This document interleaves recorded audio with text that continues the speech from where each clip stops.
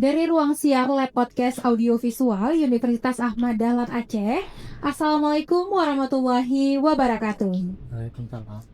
Dengan senang hati, hari ini podcast kita ini sangat istimewa karena dengan momen spesial kita ini sedang menerima kunjungan pendampingan dari Universitas Ahmad Dahlan Yogyakarta. Bersama kita sudah hadir nih Profesor Dr. Suparman MSI, Diploma de Etudes Economiques. Ya, Prof ya. Jadi kita nih podcast secara santai aja.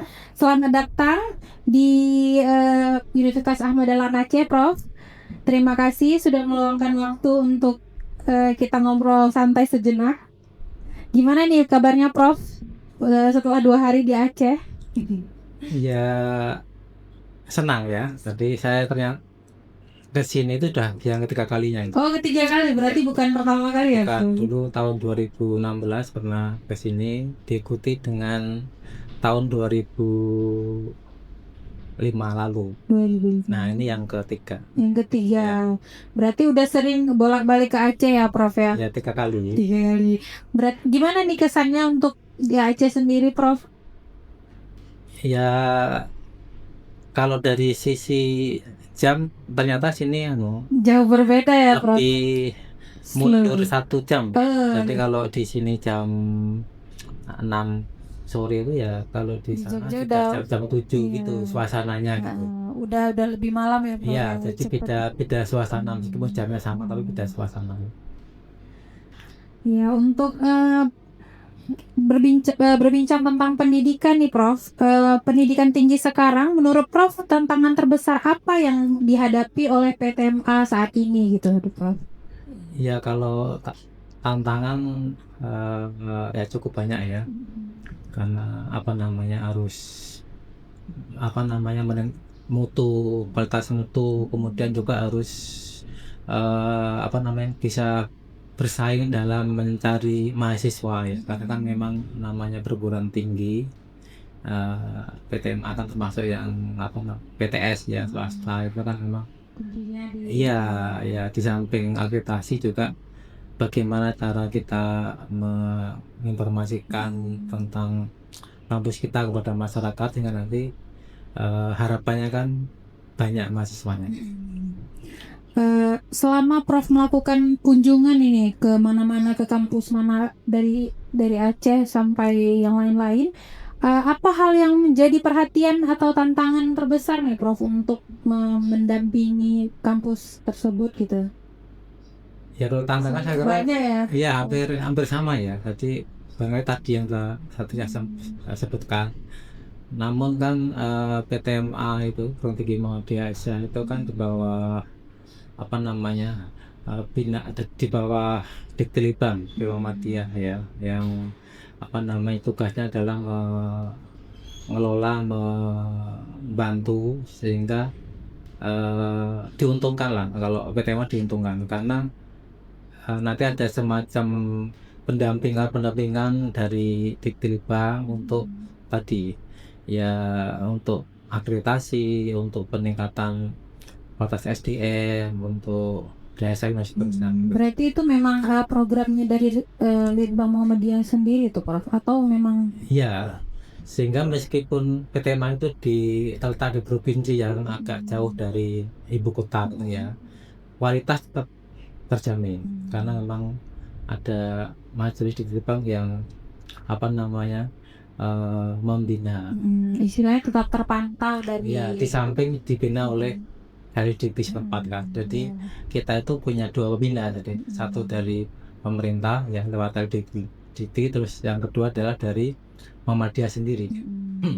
Berarti kalau boleh Prof memberikan satu tips nih, Prof, untuk kampus yang ingin terus berkembang, apa yang paling penting dilakukan terlebih dahulu? Apa kurikulumnya atau mahasiswanya atau apa ya, Prof?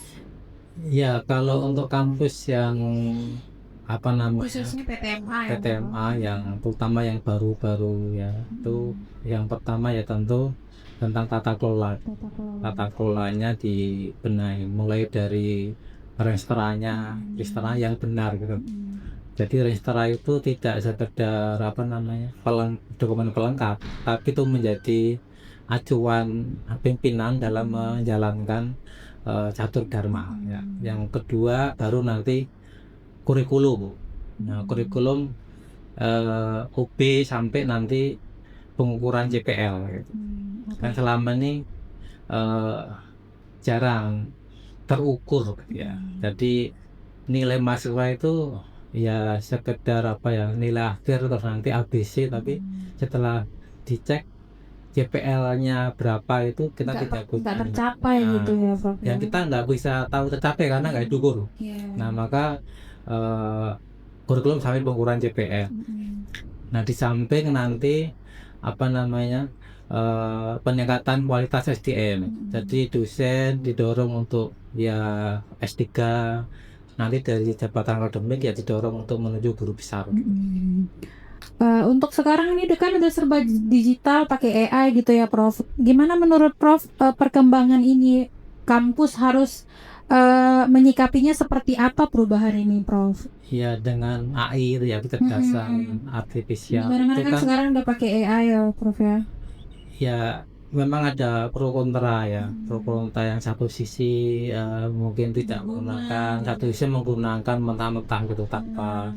Nah kita itu ya pengguna tapi yang cerdas. Jadi kita di tengah-tengah gitu ya, menggunakan tapi dengan cara cerdas. Jadi kalau benar betul ya kita ikuti, tapi kalau itu salah ya kita tidak ikuti, kita revisi gitu. Jadi kita jangan apa namanya menggunakan AI tapi tanpa mengevaluasi, konfirmasi, tanpa cek-cek ya gitu, jadi kita kritisi, sehingga disitulah hadirnya manusia ya.